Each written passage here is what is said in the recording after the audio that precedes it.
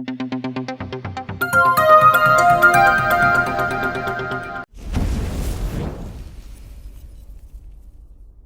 Students, welcome back to pharmacy India live. आज हम बात करेंगे हमारे हॉस्पिटल एंड क्लिनिकल फार्मेसी के चैप्टर 3 के बारे में। हमने चैप्टर 1 और चैप्टर 2 अपने लास्ट कुछ लेक्चर्स में कवर कर लिया था। आज हमें चैप्टर 3 का पार्ट 2 कवर करना है, जो कि है प्रोसीजर्स फॉर ड्रग परचेज। क्या क्या प्रोसीजर हो सकते हैं जब हम फार्मासिस्ट होते हैं या फिर हॉस्पिटल फार्मासिस्ट होते हैं, उनको क्या क्या प्रोसीजर फॉलो करने पड़ते हैं ड्रग को, हमारी दवाई जो है उनको परचेज करने के लिए। उसी के बारे में आज हम इसमें आज हमें जानना है। अगर आप हमारे चैनल पर नए हैं और अब आप हमारे चैनल से जुड़ना चाहते हैं फार्मेसी इंडिया लाइव से, तो हमारे चैनल को सब्सक्राइब कीजिए, या फिर आप हमारे एप्लीकेशन को प्ले स्टोर पर जाकर डाउनलोड कर सकते हैं और नई अपडेट्स ले सकते हैं।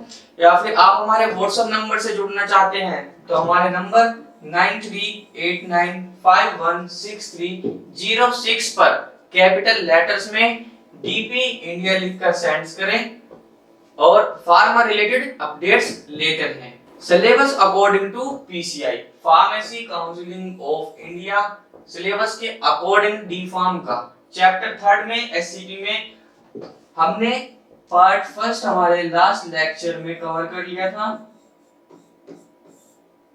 आज हम पढ़ेंगे part 2, procedures for drug purchases. क्या क्या प्रोसीजर हो सकते हैं, क्या क्या प्रोसीजर फॉलो करने पड़ते हैं हमारी जो ड्रग होती है उसको परचेज करने से पहले। क्या टेंडर होता है, क्या ई इलेक्ट्रॉनिक होता है। इसमें हमें ड्रग सिलेक्शन, ड्रग को सिलेक्ट करना देखना है कैसे होगा, short term, long term, and tender कैसे दिए जाते हैं सप्लायर्स को। E tendering process, e tendering process क्या होती है, इलेक्ट्रॉनिक टेंडर प्रोसेस, और हमारा क्यूटेशन ईटीसी एक्सेट्रा। ये सब आज हम अपने पार्ट 2 में चैप्टर 3 में पढ़ेंगे। तो देखते हैं स्टूडेंट्स, हमारी जो फर्स्ट हेडिंग है वो है प्रोसीजर फॉर ड्रग परचेजेस। क्या क्या प्रोसीजर होते हैं हमारी जो दवाई है उसको परचेज करने के लिए सप्लायर से, होलसेलर से या फिर मैन्युफैक्चरर से। देखते हैं हमारा जो फर्स्ट पॉइंट में यहाँ दिया हुआ है, drug purchasing require proper knowledge. जो भी बंदा ड्रग को परचेज करेगा होलसेलर से, मैन्युफैक्चरर से, उसके पास प्रॉपर नॉलेज होनी चाहिए फार्मास्यूटिकल कंपनीज से रिलेटेड या फार्मास्यूटिकल फार्मा फील्ड से रिलेटेड सभी नॉलेज उसके पास होनी चाहिए। For proper selection of drug, अगर किसी बंदे के पास प्रॉपर नॉलेज नहीं होगी तो वो ड्रग कैसे सिलेक्ट कर पाएगा। उसको नहीं पता होगा उसके बारे में भी कि कौन सी ड्रग अच्छी है, कौन सी मार्केट में चल रही है, क्या सिलेक्ट करना है। इसलिए considering this a pharmacist should carry out purchasing of drugs. Consider करेंगे या मानेंगे, या जब भी हम ड्रग को परचेज करेंगे तो मान के चलेंगे कि हमेशा जो है फार्मासिस्ट ही ड्रग को परचेज करने जाए, क्योंकि फार्मासिस्ट को पता होता है कौन सी ड्रग मार्केट में नहीं चल रही है और कौन सी ड्रग का क्या इफेक्ट, साइड इफेक्ट होते हैं। इसलिए नॉलेज बहुत ज्यादा जरूरी होती है। अब देखते हैं अपने फ्लो चार्ट के जरिए क्या प्रोसीजर्स हो सकते हैं। आइडेंटिफाई व्हाट्स नीड, सबसे पहले हमें आइडेंटिफाई करना है, पता करना है हमें किस चीज की ड्रग मंगवानी है, किस चीज की ड्रग का स्टॉक हमारे पास खत्म हो गया है, उसको आइडेंटिफाई करना है क्या चाहिए हमें, व्हाट नीड। सेकंड में सबमिट परचेज रिक्वेस्ट, एक रिक्वेस्ट भेजनी पड़ती है, सबमिट करनी पड़ती है कि हमें अपना टेंडर देना है, हमें अपनी दवाइयां खरीदनी है। तो सबमिट परचेज रिक्वेस्ट, जो हमारा सेकंड स्टेप होता है उसमें सबमिट करनी पड़ती है परचेज रिक्वेस्ट, खरीदारी के लिए, ड्रग को खरीदने के लिए एक रिक्वेस्ट भेजनी पड़ती है। Select vendor and negotiate, select vendor and negotiate price, बातचीत करते हैं विक्रेता से, जो हमारे होलसेलर वगैरह होते हैं उनसे बातचीत करते हैं कि क्या प्रोसेस है, कितनी मतलब दवाइयां, प्राइस वगैरह के बारे में, कितनी जो बॉक्सेस मंगवाए तो कितना डिस्काउंट होगा, इस तरह की हम बातचीत करते हैं। नेक्स्ट जो पॉइंट है हमारा, create and send a purchase order, एक ऑर्डर क्रिएट करेंगे एंड परचेज करेंगे और सेंड करेंगे परचेज ऑर्डर को, ठीक है। उसके बाद हमारा रिसीव एंड इम्पैक्ट, जो ऑर्डर हमने भेजा है उसको रिसीव किया जाएगा और उस पर काम किया जाएगा आगे चलकर। फिर उसके बाद 3 वे मैचिंग, जो ऑर्डर हमने मंगवाया है उसको 3 बार मैच किया जाएगा कि जो दवाइयां इसमें लिखी हुई हैं, जो परचेज फॉर्म पे लिखी हुई हैं, वो दवाइयां हैं या नहीं है, दूसरी भेजी गई है। 3 वे मैचिंग, तो उनको 3 बार मैच किया जाएगा। अप्रूव एंड पे द इनवॉइस, उसके बाद अप्रूव किया जाएगा और पेमेंट के लिए इनवॉइस भेजा जाएगा। पेमेंट लेनी भी तो पड़ेगी ना, तो पेमेंट के लिए इनवॉइस भेजा जाएगा। नेक्स्ट स्टेप में हमारा record keeping in the accounting, record रखेंगे अपना अकाउंट डिपार्टमेंट में कि हमारे पास ये ऑर्डर आया था और हमने ये पैक करके भेज दिया है, तो इसका रिकॉर्ड हमारे पास रहना चाहिए अकाउंट डिपार्टमेंट में। यही स्टेप्स जो है हमारे procedure for drug purchase, drug को खरीदने के प्रोसीजर्स हैं। स्टार्टिंग से लेके इसमें first point, second point, third step, fourth step, fifth, sixth, seventh और लास्ट हमारा 8 स्टेप। यहाँ पर आकर हमारा प्रोसीजर खत्म हो जाएगा ड्रग परचेज करने का। ये सारे प्रोसीजर्स इसके हिसाब से हमें फॉलो करने पड़ते हैं, इन्हीं स्टेप्स से हमारी जो है ड्रग परचेज होती है। नेक्स्ट है हमारा for hospital use pharmaceuticals can be purchased bye, अगर जो हमें हॉस्पिटल यूज के लिए कोई दवाई खरीदनी है, फार्मास्यूटिकल्स यूज के लिए, हॉस्पिटल यूज के लिए हम परचेज कैसे करें दवाइयों को, यानी कि परचेज बाय हॉस्पिटल के लिए। अब हम देखते हैं हॉस्पिटल यूज के लिए हम फार्मास्यूटिकल प्रोडक्ट को कैसे परचेज करें। तो इसमें फर्स्ट पॉइंट जो है हमारा डायरेक्ट परचेज इनवाइटिंग टेंडर, हम डायरेक्ट परचेज करने के लिए इनविटेशन भेजेंगे टेंडर के लिए। टेंडर जैसे हमारी पुल वगैरह होते हैं, रोड वगैरह, इनके लिए टेंडर ने दिया जाता, जो हमारे मिस्त्री वगैरह मजदूर वगैरह होते हैं उनको टेंडर दिया जाता है, एक तरह से ठेका देना। तो उसी में इसमें मैन्युफैक्चरर्स जो बना रहे हैं या फिर होलसेलर्स, उनको हम इनवाइट करेंगे, टेंडर भेजेंगे। सेकंड पॉइंट में हमारा फॉर इमरजेंसी परचेजेस, अगर हमारे पास स्टॉक खत्म हो गया है किसी दवाई का और हमें इमरजेंसी में कोई दवाई चाहिए, तो हम क्या करते हैं, खरीद सकते हैं लोकल रिटेल ड्रग स्टोर, जो हमारा लोकल आसपास का जो फार्मेसी होगा, वहां से हम वो ड्रग खरीद सकते हैं इमरजेंसी टाइम के लिए। थर्ड पॉइंट है हमारा contract purchase arrangement, contract purchase arrangement करके देखेंगे उसमें। अब देखते हैं प्रोसीजर इंक्लूड, क्या क्या प्रोसीजर हमारे इंक्लूड होते हैं जब हम परचेज करते हैं अपने फार्मास्यूटिकल प्रोडक्ट्स को। फर्स्ट पॉइंट है हमारा purchase request form, purchase request एक तरह का फॉर्म है, उसको हमें फिल करना होता है। सेकंड है हमारा क्वोटेशन इनविटेशन, क्वोटेशन इनविटेशन भेजना पड़ता है। थर्ड है हमारा परचेज ऑर्डर फॉर्म, फिर जो हमारा ऑर्डर होता है वो भरना पड़ता है, क्या क्या उसमें कितनी क्वांटिटी चाहिए, क्या कि कौन कौन सी ड्रग चाहिए, कितने बॉक्सेस चाहिए, ये सब हमें भरना पड़ता है उसमें। फोर्थ है हमारा रिटर्न ऑफ गुड, एक फॉर्म होता है रिटर्न ऑफ गुड जो कि अलग डिपार्टमेंट में सेंड किया जाता है। तो अब बात करते हैं हम ना परचेज रिक्वेस्ट फॉर्म। नाम से ही पता चल रहा है कि कुछ परचेज करने के लिए एक रिक्वेस्ट फॉर्म होता है, वो भरना पड़ता है। तो देखते हैं इसमें, The pharmacist or a person authorized has to first complete a purchase request form। कोई हमारा फार्मासिस्ट या फिर कोई ऑथराइज्ड पर्सन अगर कोई भी फार्मास्यूटिकल प्रोडक्ट खरीदने जाता है तो उसको परचेज रिक्वेस्ट फॉर्म लेना होता है, which provides the purchase department, जो कि हमारा परचेज डिपार्टमेंट होता है। ये जो परचेज रिक्वेस्ट फॉर्म होता है परचेज डिपार्टमेंट से लेना पड़ता है। With the data related to description, data बताना पड़ता है, डिस्क्रिप्शन वगैरह ये देना पड़ता है, स्पेसिफिक इंफॉर्मेशन वगैरह देनी पड़ती है, पैकिंग बतानी पड़ती है कि किस तरह की बॉक्सेस की, पॉलिथीन की किस तरह की पैकिंग वगैरह, प्राइस की क्वांटिटी बतानी पड़ती है, नीड के हिसाब से प्राइस की क्वांटिटी उसमें लिखनी पड़ती है परचेज रिक्वेस्ट फॉर्म में जितनी हमें जरूरत है।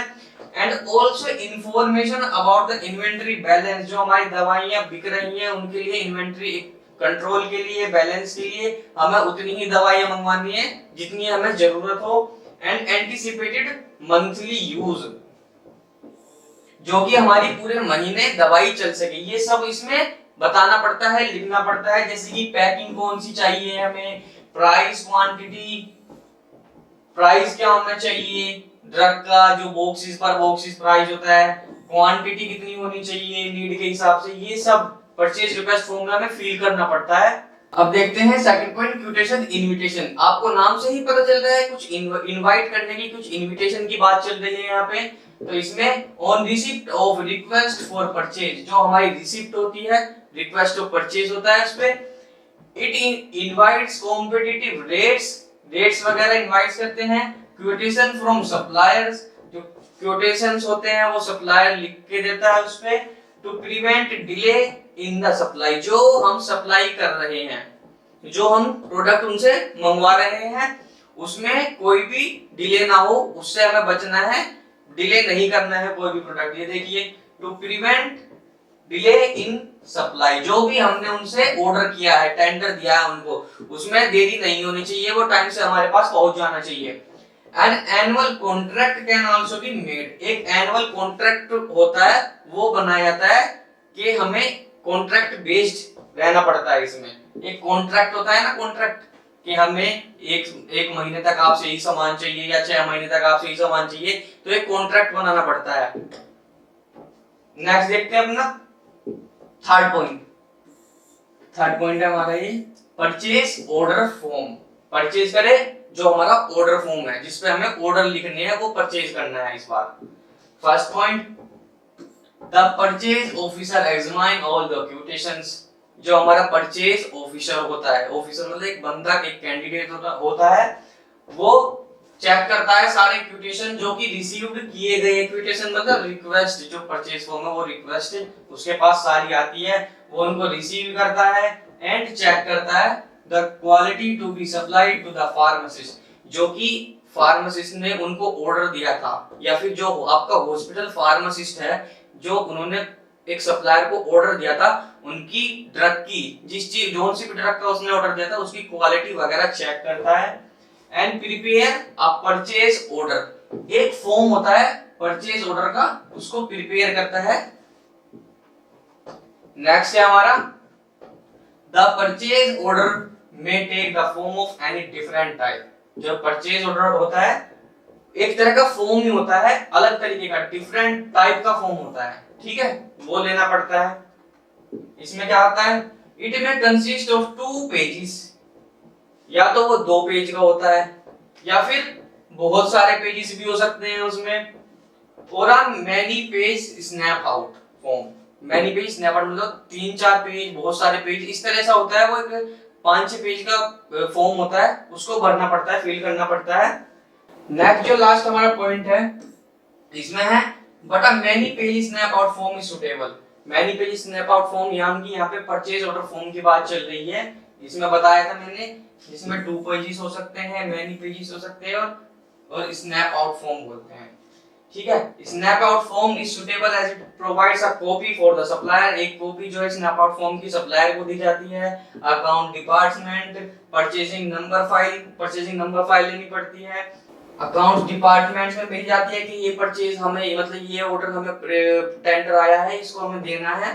Department which has send the purchase request to receiving reports and a copy which indicate the history of the purchase, मतलब जो हमारे पास ऑर्डर आया है उसको बनवाने के लिए अलग अलग डिपार्टमेंट में हमें उसकी कॉपी भेजनी पड़ती है परचेज ऑर्डर फॉर्म की, जिससे कि सभी डिपार्टमेंट एक अपने पास उसको सेफली रख सके और उनके पास एक हिस्ट्री ऑफ परचेज हो, मतलब कि उनसे ये सामान यहाँ से ऑर्डर किया गया था, ये सब उनके पास होना चाहिए। अब बात करते हैं हम रिटर्न ऑफ गुड्स की। रिटर्न ऑफ गुड्स क्या होता है, if due to some reason, कुछ रीजंस की वजह से, द ऑर्डर, जो ऑर्डर है, कुछ reason, due to some reason, कुछ रीजंस की वजह से जो हमारा ऑर्डर है, और any portion of the order, या तो ऑर्डर या फिर एनी पोर्शन, कोई पोर्शन ऑफ द ऑर्डर, जो भी हमने फॉर्म वगैरह लिए हैं, अगर जो वो रुक गए हैं, हैड टू बी रिटर्न्ड, वो सब वापस आ जाते हैं टू द सप्लायर, सप्लायर के पास वापस आ जाएंगे। और return goods memorandum is prepared because it means the hospital can be assured of receiving credits for these goods। इसमें क्या कह रहे हैं, if due to some reason the order of any portion of the order, या तो order किसी reason की वजह से जो हमारा ऑर्डर है या तो वो या फिर एनी पोर्शन कोई पोर्शन है ऑर्डर का, वो अगर जो रिटर्न होता है सप्लायर के पास, return good memorandum is prepared, एक तरह का रिटर्न गुड्स मेमोरेंडम टाइप का होता है, वो प्रिपेयर्ड किया जाता है क्योंकि it means the hospital can be assured, hospital confirm करना चाहता है, अश्योर्ड करना चाहता है receiving credits for these goods, receiving credits for these goods के लिए। लास्ट पॉइंट इसमें हमारा, this form is a snap out type and provides 4 copies. ये जो फॉर्म होता है हमारा स्नैप आउट टाइप फॉर्म बोलते हैं हम इसको, इसकी 4 कॉपीज जो होती हैं, 4 कॉपीज होती हैं जो अलग अलग डिपार्टमेंट्स में सेंड की जाती है, अलग अलग डिपार्टमेंट में सेंड की जाती है। जैसे फर्स्ट कॉपी जो इसकी दी जाती है वो अकाउंट्स डिपार्टमेंट में सेंड होती है, किसकी, स्नैप आउट फॉर्म की कॉपी। सेकंड जो होती है, second to the purchasing officer, जो परचेजिंग ऑफिसर होता है उसके पास इसकी सेकंड कॉपी जाती है। Third to the store room, third जो कॉपी जाती है इसकी स्टोर रूम में जाती है। And fourth to the pharmacy and the supplier, जो सप्लायर है उसके पास इसकी फोर्थ कॉपी जाती है। 4 कॉपी होती है, पहली जो होती है वो हमारी अकाउंट डिपार्टमेंट में जाती है, दूसरी कॉपी जो होती है हमारी परचेजिंग ऑफिस में जाती है, और थर्ड कॉपी हमारी स्टोर रूम में जाती है, और fourth copy pharmacy and supplier को जाती है, जो हमारा फार्मेसी जो दवाई खरीदने आया है और जो सप्लाई करने वाला है उसके पास जाती है। अब देखते हैं ड्रग सिलेक्शन, ड्रग को सिलेक्शन करने का तरीका कि हाँ हमें एक बेनिफिशियल और एक अच्छी ड्रग सिलेक्ट कैसी की जाए। तो फर्स्ट देखते हैं इसमें, all public health care systems can not purchase all the drug, जितने भी हमारे पब्लिक हेल्थ केयर सिस्टम्स है वो सारी दवाइयां नहीं खरीदते। आपने देखा होगा कि हमारी जो अलग अलग कंट्रीज दवाइयां बनाती हैं, हमारी इंडिया भी दवाइयां बनाती है, तो देश भर में वर्ल्ड में बहुत सारी दवाइयां बनती हैं, लेकिन अब ऐसा तो है नहीं कि हमने फार्मेसी खोला है अपना तो सारी दवाइयां उसमें भर दें। जो यूज की दवाइयां हो और जिनका फार्माकोलॉजिकल इफेक्ट अच्छा हो, हम अपने फार्मेसी में वही दवाइयां रखेंगे। Purchase all the drugs present in the market, ऐसा पॉसिबल नहीं है कि हम अपने फार्मेसी में सारी वो ड्रग्स रख सके जो कि पॉसिबल ना हो, जो कि प्रेजेंट हो मार्केट के अंदर। मार्केट के अंदर जितनी भी ड्रग है वो सारी ड्रग हम नहीं रख सकते जो कि हमारे बजट से कंट्रोल, मतलब हमारे बजट में नहीं हो, बजट से बाहर हो, क्योंकि बहुत सारी वर्ल्ड में बहुत सारी दवाइयां हैं जिनको हम नहीं रख सकते एक साथ। कुछ ही चुनिंदा दवाइयां हम अपने पास रख सकते हैं जिनका यूज हो हमारे पास। So a limited list of drug is made that are regularly purchase, एक लिमिटेड लिस्ट होती है, ड्रग्स की लिस्ट होती है, वो हमें बनानी पड़ती है कि हाँ हमारे जो फार्मेसी पे हमारे जो आसपास के डॉक्टर हैं वो यही दवाई प्रिस्क्राइब करते हैं, तो हमें वही दवाई प्रिस्क्राइब जो होती है हमारे पास से जो डॉक्टर करते हैं वही अपने स्टोर में रखनी पड़ती है। फालतू दवाइयां नहीं करते, ओवर स्टॉक हम नहीं करते फालतू दवाइयों का अपने स्टोर के अंदर। In a way to control drug expenditure, जो ड्रग का मतलब नुकसान हो फालतू ड्रग रखने से, वो नहीं रखनी चाहिए, सिर्फ यूज वाली ड्रग अपने पास हम रखते हैं। इसी हिसाब से ड्रग का सिलेक्शन होता है कि जो हमारी ड्रग डॉक्टर प्रिस्क्राइब कर रहे हैं हम अपने फार्मेसी में वही रखें, फालतू ड्रग ना रखें वो अपने फार्मेसी में।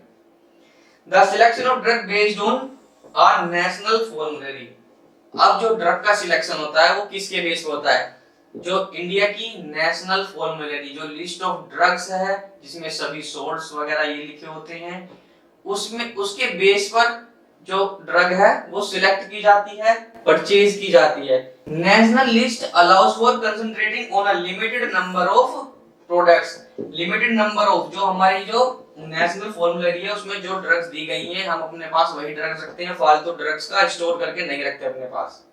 तो ड्रग हमारा सिलेक्शन इस तरह से होता है। अब आते हैं tender oblique electronic tender process क्या होती है, तो देखते हैं। Tender is a formal process of selection of drug, जो हमारा टेंडर है एक फॉर्मल प्रोसेस है ड्रग को सिलेक्शन करने के लिए, ड्रग को छांटने के लिए एक फॉर्मल प्रोसेस है जिसमें क्वांटिफिकेशन, क्वांटिटी का पता होना चाहिए, प्रिपरेशन ऑफ टेंडर डॉक्यूमेंट्स बनाने लेने चाहिए, purchasing of drugs on the basis of the contract notification and invitation to bid. Tender जो है एक फॉर्मल प्रोसेस है जिसमें हम सिलेक्ट करते हैं ड्रग की क्वांटिटी को, प्रिपेयर करते हैं, टेंडर डॉक्यूमेंट्स वगैरह है वो डॉक्यूमेंट्स प्रिपेयर करने पड़ते हैं और परचेज करने पड़ते हैं। जो ड्रग हम परचेज करते हैं किसके बेस पे करते हैं, कॉन्ट्रैक्ट नोटिफिकेशन, जो सामने वाला हमें कॉन्ट्रैक्ट देके गया है उसके बेस पे सिलेक्ट करते हैं, एंड इनविटेशन टू बिड, जो हम इनवाइट करते हैं दूसरे को ड्रग के लिए कि हमें ये सप्लाई चाहिए और ये ड्रग हमें चाहिए, हम आपको टेंडर दे रहे हैं, ये दवाई हमें इतने दिन में हमारे फार्मेसी, हमारे हॉस्पिटल फार्मेसी में पहुंच जानी चाहिए। सेकंड पॉइंट हमारा tenders can be usually conducted in 4 stages. जो हमारे टेंडर्स दिए जाते हैं किसी फार्मास्यूटिकल कंपनी को दवाई सप्लाई करने के लिए, हम अपने पास वो 4 स्टेजेस होती है, उसमें 4 स्टेजेस 4 तरीके से देखते हैं। पहला है प्री क्वालिफिकेशन। प्री क्वालिफिकेशन नाम से आपको पता चल रहा हो प्री क्वालिफिकेशन की बात चल रही है, मतलब जो बंदा दवाई परचेज करेगा उसे क्वालिफाई होना चाहिए, वो उसको पता होना चाहिए फार्मेसी फील्ड से रिलेटेड, उसे नॉलेज होनी चाहिए। तो देखते हैं, it means identification of contractors that they are qualified for. Identify करते हैं क्या कि जो हमारा कॉन्ट्रैक्टर्स है वो क्वालिफाइड बंदा होना चाहिए, जो हमारे पास जो आया है दवाई खरीदना है कोई अनपढ़ ना आए, क्वालिफाइड होना चाहिए, उसको नॉलेज होनी चाहिए फार्मेसी फील्ड से रिलेटेड, दवाइयों से रिलेटेड उसे नॉलेज होनी चाहिए। It is applied for large complex project that require expertise. उसको लार्ज प्रोजेक्ट, जो हमारे लार्ज कॉम्प्लेक्स प्रोजेक्ट होते हैं उनके बारे में उसे नॉलेज होनी चाहिए, एक्सपर्ट होना चाहिए वो इन चीजों में, ठीक है। सेकंड पॉइंट हमारा, it saves the time and money of the owner. अगर जो ऐसा होगा तो वो ओनर का जो टाइम और पैसा दोनों सेव करेगा ऑफ द प्रोजेक्ट के लिए, bye eliminating unqualified contractor. Unqualified जो कॉन्ट्रैक्टर होगा उनको पहले ही बाहर निकाल देगा और ओनर का टाइम और मनी ये दोनों चीज सेव करके चलेगा। सेकंड पॉइंट है हमारा issuance of tender documents. Tender documents की बात चल रही है, क्या इशू हो सकते हैं वहां पे। तो regardless of type of tender the owner should not see the tender. जो ओनर होता है हमारे वो टेंडर नहीं देखता, जिन जो कम पैसों के होते हैं, लो प्राइस होते हैं, जो ज्यादा पैसों के टेंडर होते हैं उस पे ज्यादा फोकस करते हैं वो। Second point, the working method includes environmental impact. Working method जो होना चाहिए वो एक एनवायरनमेंट से अच्छा होना चाहिए, ये सब होना चाहिए। And risk assessment we should also be considered. Risk वगैरह है वो सब कंसीडर्ड किए जाएंगे, इसमें जो गलती होएगी वो सब कंसीडर किए जाएंगे उन पे। थर्ड पॉइंट है हमारा टेंडर डॉक्यूमेंट्स। टेंडर डॉक्यूमेंट्स आपको नाम से ही पता चल रहा है कि हमें किसी को टेंडर देने से पहले कुछ डॉक्यूमेंट्स तैयार करने पड़ते हैं। देखते हैं क्या होते हैं। The tender document usually has details about the condition applicable to tender। जो टेंडर डॉक्यूमेंट्स होते हैं उसमें डिटेल्स दी हुई होती है about the condition applicable to tender, मतलब क्या क्या कंडीशन एप्लीकेबल हो सकती है टेंडर लेने से पहले। सेकंड पॉइंट हमारा sufficient information must be provided to describe all the elements. कम से कम ज्यादा से ज्यादा इंफॉर्मेशन उसमें लिखी होनी चाहिए टेंडर डॉक्यूमेंट्स में, जो डिस्क्राइब कर सके हमारे elements of the works and preparation of a responsible tender, ये सब उसमें दिया होना चाहिए टेंडर डॉक्यूमेंट्स में। फोर्थ पॉइंट है हमारा receipt and review of tender. Receipt और रिव्यू देखते हैं क्या होता है ऑफ टेंडर्स में। इसमें फर्स्ट पॉइंट जो है हमारा, the procedure for receiving end reviewing tenders fall under strict guidelines.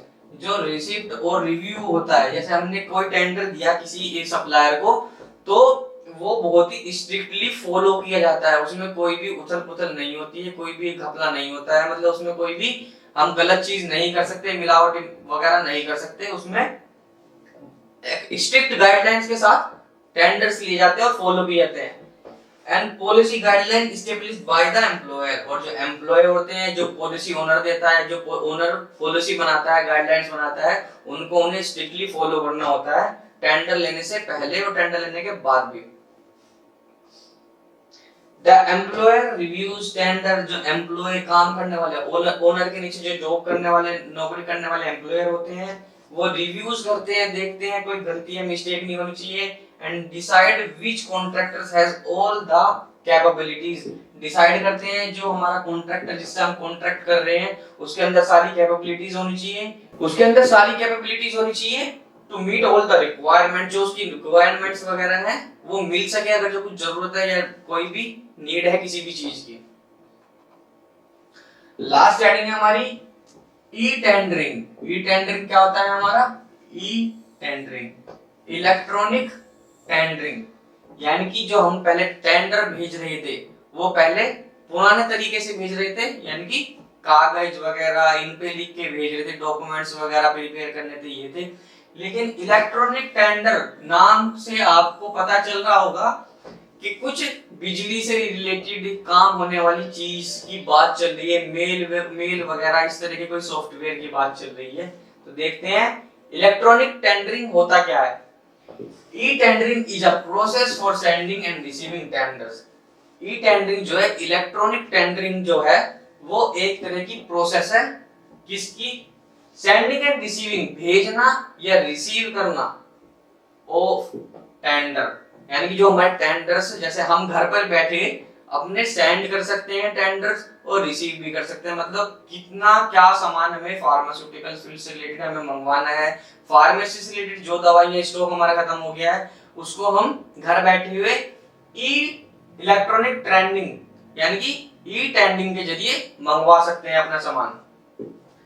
Bye electronic means instead of issuing old paper based method, जो हमारे पुराने तरीके, पुराना मेथड था जो हमारा पुराने ये पेपर्स वगैरह यूज करने का, इसकी जगह हम इलेक्ट्रॉनिक टेंडर्स यूज कर सकते हैं। इलेक्ट्रॉनिक टेंडरिंग मतलब टाइप वगैरह करके अपना जो भी हमारे रिक्वेस्ट फॉर्म वगैरह ये सब ना भर के हम सारे काम जो है हमारा इलेक्ट्रॉनिक टेंडरिंग के जरिए कर सकते हैं। अपनी जो रिक्वेस्ट है, हमें जो टेंडर देना है वो इलेक्ट्रॉनिक टेंडरिंग के जरिए कर सकते हैं। सेकंड पॉइंट है हमारा instead of inserting documents into envelope. अब क्या होता है, जो हम डॉक्यूमेंट्स में लिखकर भेजेंगे उनको एनवेलप में बंद करना पड़ेगा, बहुत सारी प्रोसेसेस होंगी, तो उससे अच्छा है हम इलेक्ट्रॉनिक जरिया, जो हमारा बिजली से रिलेटेड जरिया इलेक्ट्रॉनिक टेंडरिंग जैसे मेल वगैरह होते हैं, इससे हम ऑर्डर टेंडर ले सकते हैं। एंड पोस्टिंग, फिर क्या होता है जब एनवेलप में बंद करेंगे टेंडरिंग को, पुराना तरीका है उसको फिर एनवेलप में बंद करना पड़ेगा, फिर इसको पोस्ट करना पड़ेगा, ये उसमें बहुत ज्यादा टाइम वेस्ट हो जाता है। तो उससे अच्छा हम ई टेंडरिंग का यूज कर सकते हैं। Then we now exchange them securely via the internet। अब इंटरनेट के जरिए हम उसको मेल वगैरह करके या कोई सॉफ्टवेयर होता होगा जिसके जरिए हम ई टेंडरिंग करके उसको अपना ऑर्डर रिप्लेस करा सकते हैं, ऑर्डर अपना मंगवा सकते हैं। थर्ड पॉइंट है हमारा we can say it is a process of conducting procurement online। जो हमें दवाइयां बेचनी है, खरीदनी है, जो भी करना है वो हम उसको ऑनलाइन के जरिए कर सकते हैं। उसमें हमें आने जाने की जरूरत नहीं है। जो भी हमें ऑर्डर रिप्लेस करना है, मंगवाना है, वो हम मेल करके या कोई सॉफ्टवेयर ऐसा होगा जिससे हम अपना ऑर्डर मंगवा सकते हैं। To facilitate a more efficient way of sourcing suppliers, ये बहुत ही आसान तरीका है हमारा सोर्स है सप्लायर्स के लिए। अब देखते हैं इसमें ई टेंडरिंग प्रोसेस में हमारे क्या क्या स्टेप्स हो सकते हैं। हमारा फर्स्ट स्टेप इसमें क्या है, contracts established and managed. Contracts कर सकते हैं, एस्टैब्लिश कर सकते हैं और मैनेज कर सकते हैं बहुत ही आसान तरीके से। सेकंड है the tender process is determined. जो टेंडर की प्रोसेस है वो डिटरमाइन की जाएगी जब हम सप्लायर्स के पास, होलसेलर्स के पास कोई रिक्वेस्ट भेजेंगे अपने टेंडरिंग के लिए, तो वो रिक्वेस्ट डिटरमाइंड अप्रूव की जाएगी। नेक्स्ट पॉइंट है request for tender is prepared. फिर क्या करेंगे, हम रिक्वेस्ट भेजेंगे टेंडर को प्रिपेयर करने के लिए सप्लायर के पास। नेक्स्ट है हमारा टेंडर आर इनवाइटेड। टेंडर को इनवाइट करेंगे सप्लायर। फिर उसके बाद क्या होगा, जिससे हम ऑर्डर मंगवा रहे हैं, अपनी दवाइयां बॉक्सेस वगैरह मंगवा रहे हैं, सप्लायर रेस्पॉन्ड करेगा, उस पर जवाब देगा। देखते हैं क्या करेगा नेक्स्ट स्टेप में। Evaluation and selection. ड्रग का इवोल्यूशन और सिलेक्शन, क्वांटिटी वगैरह, कितने बॉक्सेस दवाई के हमें भिजवाने, ये सब कुछ उसमें होगा, सिलेक्ट कराएगा। नोटिफिकेशन एंड डीब्रीफिंग, उसको नोटिफिकेशन सेंड करेगा और उसको बताएगा कि दवाई के प्राइस वगैरह, रेट वगैरह, उसको अपने एक पेज पर या फिर मेल करके टाइप करके भेजेगा, जो भी उसमें है। तो ये हमारे ई टेंडरिंग प्रोसेस के स्टेप्स हैं। थैंक यू स्टूडेंट्स, होपफुली आप सभी को हमारे लेक्चर में सारे टॉपिक्स क्लियर होंगे। हमारी मोर अपडेट्स के लिए हमारे चैनल फार्मेसी इंडिया लाइव पर जुड़े और हमारी नई नई अपडेट्स और लेक्चर्स लेते रहें। Thank you students.